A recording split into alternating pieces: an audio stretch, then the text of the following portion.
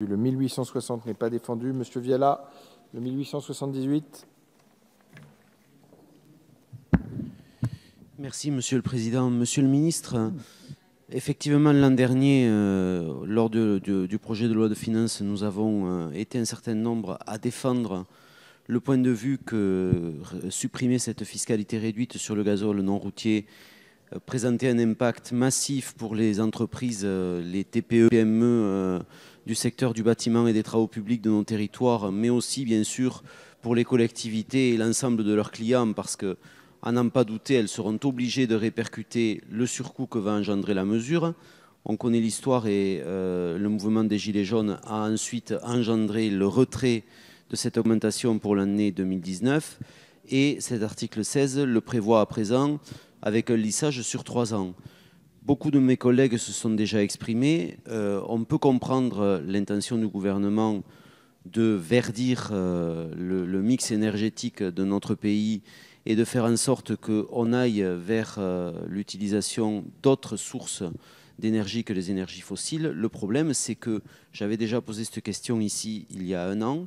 Quelle pelle mécanique existe avec une énergie autre que fossile? Quel camion existe avec une énergie autre que fossile? Quel concasseur existe avec une énergie autre que fossile?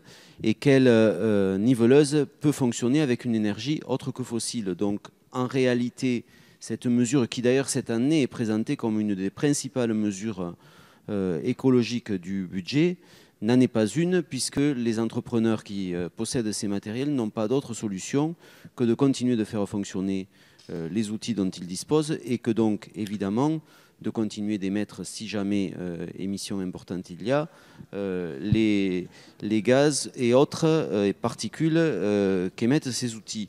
Donc moi, j'aimerais que vous nous expliquiez, Monsieur le Ministre, qu'est-ce qui préside à ce choix sur une durée aussi courte que 3 ans, sachant que les avancées technologiques ne permettront sûrement pas, fût-ce dans 3 ans, que d'autres solutions soient possibles.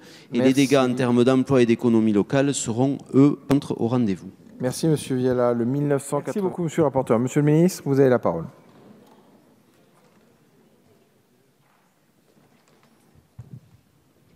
Avis défavorable également sur ces amendements, mais je mesure l'importance de ces changements sur le gazole non routier et sur la suppression du tarif réduit de TICPE.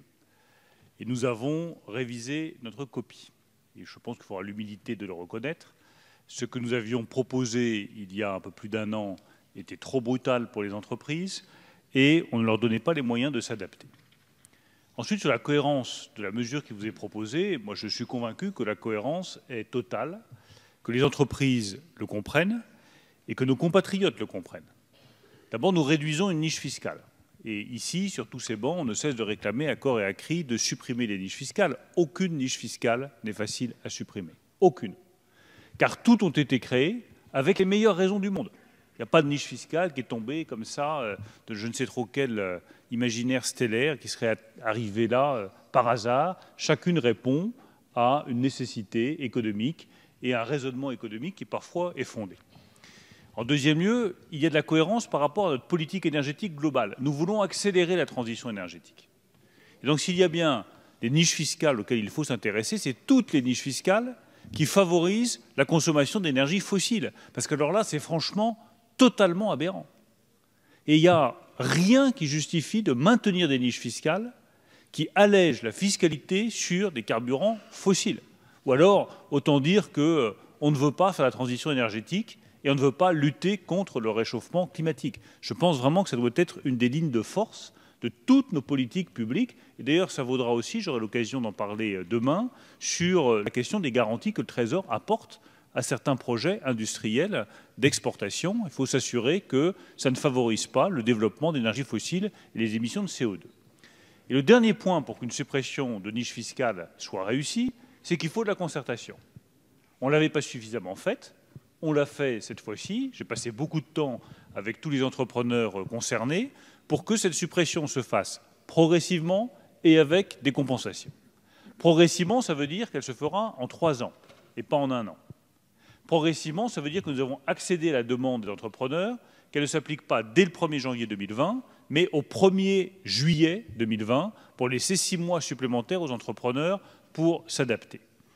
Avec des compensations, ça veut dire d'abord que nous avons prévu qu'un certain nombre de secteurs soient exclus. Je pense en particulier, la question m'a été posée, au secteur de la pêche qui n'est pas concerné. La pêche a le droit à carburant très spécifique, des pompes très spécifiques. C'est d'ailleurs le secteur, à ma connaissance, qui ne fait pas l'objet d'une exonération et d'un remboursement ultérieur, mais directement à la pompe, qui fait l'objet d'une exonération totale de TICPE, ce qui est pour les pêcheurs une condition même de leur survie.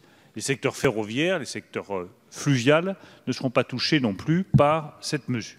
S'agissant des compensations, nous avons prévu d'abord une répercussion de l'impact sur les contrats en cours lorsqu'ils ne comportent pas de clause de révision, avec une clause générale de révision des contrats, ce qui permet à tous les entrepreneurs, notamment les plus petits entrepreneurs, de répercuter le coût de cette mesure, ce qui protégera les petites entreprises du secteur. C'était la demande principale du secteur du bâtiment. Il y aura effectivement des encouragements fiscaux à l'achat de véhicules électriques ou de véhicules hybrides sous forme de déduction fiscale ou de suramortissement. Et je pense qu'on aura l'occasion d'en reparler sur les communes de montagne. Je reconnais bien volontiers ce qu'a dit Mme Genevard et ce qu'a dit le rapporteur général sur la situation très spécifique dans laquelle sont les communes de montagne. Pas simplement d'ailleurs, si on va au bout du raisonnement, parce qu'il y a des engins de déneigement à financer, mais aussi parce qu'on consomme plus de carburant lorsqu'il y a de la pente que lorsqu'il n'y a pas, et qu'un entrepreneur de bâtiments et de travaux publics qui construit un hôtel en montagne ou qui est construit en plaine, le coût ne sera pas le même et ne sera pas privé de me le rappeler. Nous avons également prévu de rendre les travaux de maintenance lourde de réseau éligibles au FCTVA. C'était une demande de longue date des entrepreneurs. Nous avons prévu une hausse des avances de trésorerie pour les marchés publics des grandes collectivités de 5 à 10%, mesure qui sera prise par décret. Donc pour la trésorerie des entreprises, c'est très important. Et dernier élément très important aussi, un renforcement des contrôles pour éviter les fraudes qui sont liées à l'utilisation du gazole au tarif agricole pour des travaux non agricoles. Ça, c'est évidemment une demande forte aussi du secteur. Toutes ces mesures de compensation, je les ai écrites aux entreprises concernées afin qu'elles aient l'engagement du gouvernement sur ce sujet. Je termine en disant qu'au-delà de ces compensations pour les secteurs qui sont concernés, nous avons prévu aussi certaines mesures spécifiques pour quelques niches très particulières d'activités sur lesquelles il y avait le besoin de garanties supplémentaires. Je pense aux industries extractives, je pense aux ports, je pense au secteur frigorifique. Sur tous ces secteurs-là, des dispositions spécifiques ont aussi été prévues pour nous assurer que cette mesure ne remet pas en cause la rentabilité économique de ces activités. Vous avez donc là une mesure qui, je pense, a été travaillée, a été discutée, a fait l'objet d'échanges approfondis avec les secteurs économiques qui sont concernés et qui nous permet de concilier ce qui est, je crois, notre objectif à tous, compétitivité des entreprises et lutte contre le réchauffement climatique.